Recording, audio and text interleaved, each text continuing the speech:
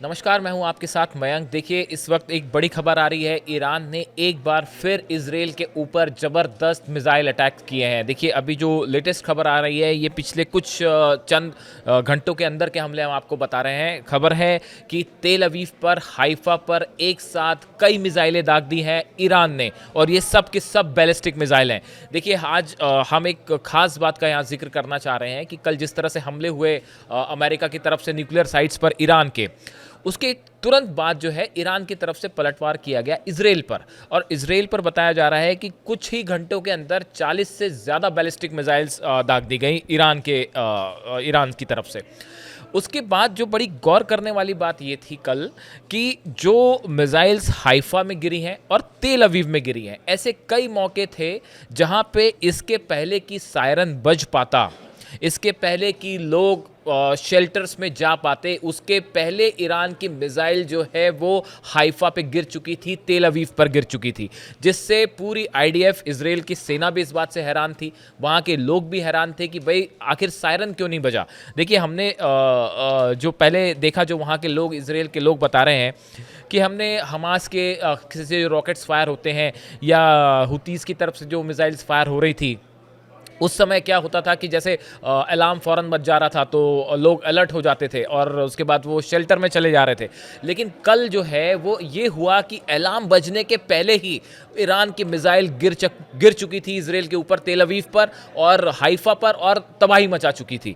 अब सवाल ये है कि साहब, ये आखिर हुआ कैसे? ये ईरान की कौन सी मिसाइल है जिसने इतना ज़बरदस्त नुकसान पहुंचाया है इजराइल को?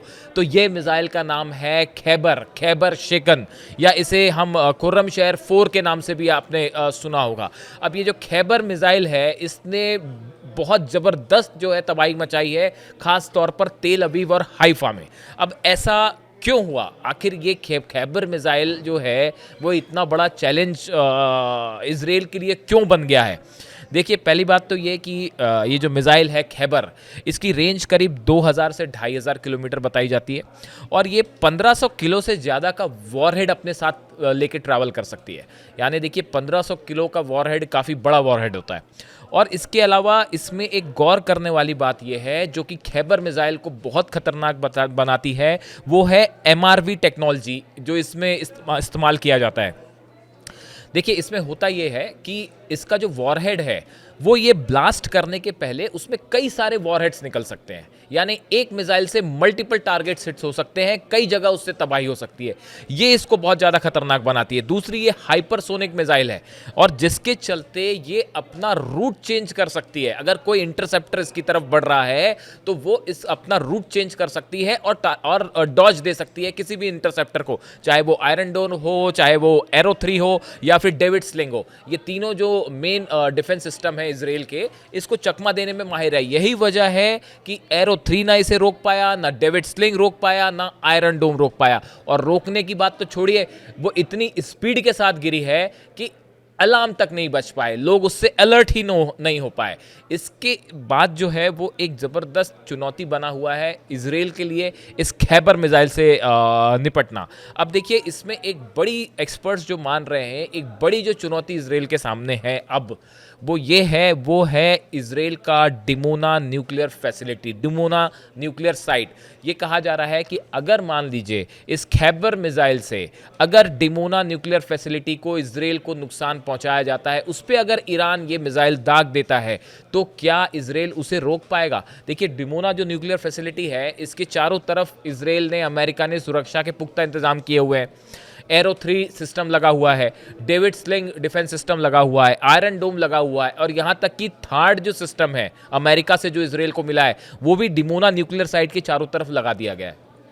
लेकिन जिस तरह से पिछले 2 दिनों में खैबर शेकन मिसाइल से इजराइल पर हमले हुए और इजराइल को पता भी नहीं चल पाया, इसके पहले मिसाइल गिर चुकी थी, इतनी तेज स्पीड से इसने हमला किया है, तो उसके बाद ये सवाल उठाए जा रहे हैं। कुछ एक्सपर्ट्स ये कह रहे हैं कि अगर मान लीजिए इस खैबर मिसाइल से अगर इजराइल के डिमोना न्यूक्लियर फैसिलिटी पर हमला हो जाता है, तो उसके बाद क्या होगा? देखिए, ये 1500 केजी का वॉरहेड भी अपने साथ ले जा सकती है, यानी इसमें अच्छा खासा पेलोड हो सकता है और इससे बड़ी तबाही मच सकती है। और डिमोना देखिए, पुतिन ने एक बार पहले भी ये बात कही है, हालांकि उन्होंने ईरान के रेफरेंस में कही थी कि अगर आप न्यूक्लियर साइट्स को निशाना बनाते हो तो कोई बड़ा हादसा हो सकता है। यही बात इसराइल पर भी लागू होती है। अगर इसराइल की न्यूक्लियर फैसिलिटी पर किसी तरह की मिसाइल गिर गई, सेजिल भी गिर गई या खैबर गिर गई, तो इससे बड़ा नुकसान हो सकता है। ये एक बड़ा चैलेंज है इसराइल के लिए। दूसरी तरफ देखिए, अभी एक नया बयान आया है जिसका मैंने अपने पिछले वीडियो में भी जिक्र किया था। ईरान के जो सर्वोच्च नेता हैं अली खामेनी साहब, इनके सलाहकार हैं अली शामखानी, इनकी तरफ से ये कहा गया है कि हमारे परमाणु स्थलों को तो आपने निशाना बना दिया, लेकिन खेल अभी खत्म नहीं हुआ है। देखिए, एक ऐसा बताया जा रहा है कि एक बड़ी बैठक हुई है ईरान में, जिसमें इनके सर्वोच्च नेता जो हैं अली खामेनी साहब, वो शामिल थे। जितने सलाहकार थे वो शामिल हैं। आर्मी चीफ उसमें शामिल थे, एयर चीफ उसमें शामिल थे और नौसेना के चीफ उसमें शामिल थे। और एक बड़ी प्लानिंग की गई है कि कैसे अमेरिका को जवाब देना है आगे और कैसे इजराइल को जवाब देना है। देखिए, एक बात तो तय है कि बिना अमेरिका की सहायता के इजराइल इस मिशन को आगे नहीं बढ़ा सकता। ये बात अब साबित हो चुकी है, ऐसा एक्सपर्ट्स मान रहे हैं। और खुद ट्रंप ने भी कहा था कि भाई अगर फोर्दो को नुकसान पहुंचाना है तो इजराइल अकेले नहीं पहुंचा सकता। तो अब सीधी सी बात यह है कि इस जंग में इजराइल पर तो ईरान भारी पड़ता दिखाई दे रहा था शुरू में। अब अमेरिका की एंट्री के बाद थोड़े हालात बदले। अब सवाल यह है कि अमेरिका को कैसे जवाब दिया जाए। बताया जा रहा है कि ईरान में एक बड़ी बैठक हुई है जिसमें एक प्लान तैयार किया गया है और आज ही ईरान के विदेश मंत्री जो हैं वो रूस में है, पुतिन से मिल रहे हैं। उसके बाद हो सकता है कि उन पुतिन से चर्चा के बाद, रूस से चर्चा के बाद एक बड़ा प्लान तैयार हो कि कैसे अमेरिका को जवाब देना है। हॉर्मूज स्ट्रेट के बारे में हमने बात की है। क्या हॉर्मूज पर ईरान की संसद ने तो अनुमति दे दी है बैन लगाने की। क्या ईरान स्ट्रेट ऑफ हॉर्मूज को बंद कर देगा? अगर ऐसा होता है, 20% से ज़्यादा ऑयल और गैस वो एक्सपोर्ट होता है स्ट्रेट ऑफ हॉर्मूज से, उसके बाद इसका बड़ा ज़बरदस्त असर होगा पूरी दुनिया पर। अमेरिका ने अपील की है चाइना से कि भाई ईरान से को समझाइए कि स्ट्रेट ऑफ हॉर्मूज जो है वो बंद ना करे। इस तरह की खबर जो है वो निकल के सामने आई है। अब देखिए, कुल मिला के बात यह है कि अगले 24 से 48 घंटे में ये बात तय हो जाएगी कि ईरान किस तरह से अमेरिका को जवाब देता है। 40 से ज़्यादा मिलिट्री बेसिस हैं आसपास, इनके दूतावास हैं, एम्बेसीज हैं। क्या इनके ऊपर किसी मिसाइल से अटैक करने की कोशिश होती है? खास तौर पे सेजिल और खैबर, ये 2 मिसाइल्स हैं जिन्हें माना जा रहा है कि इससे ईरान ज़बरदस्त पलटवार कर सकता है। लेकिन ये तब होगा जब रूस से मुलाकात के बाद क्या तय होता है। ईरान का क्या बताया जा रहा है कि चीन के साथ भी ईरान की चर्चा हुई है इस पूरे मामले को लेकर, और शायद एक कॉमन ग्राउंड पे आने की कोशिश हो रही है कि किस तरह से ईरान को रिप्लाई करना चाहिए। तो इस मामले से जुड़ी जो भी अपडेट होगा वो हम आप तक पहुंचाते रहेंगे। लेकिन फिलहाल इसराइल के ऊपर ईरान के ताबड़तोड़ हमले जारी हैं, जिससे भारी नुकसान इसराइल में हो रहा है फिलहाल।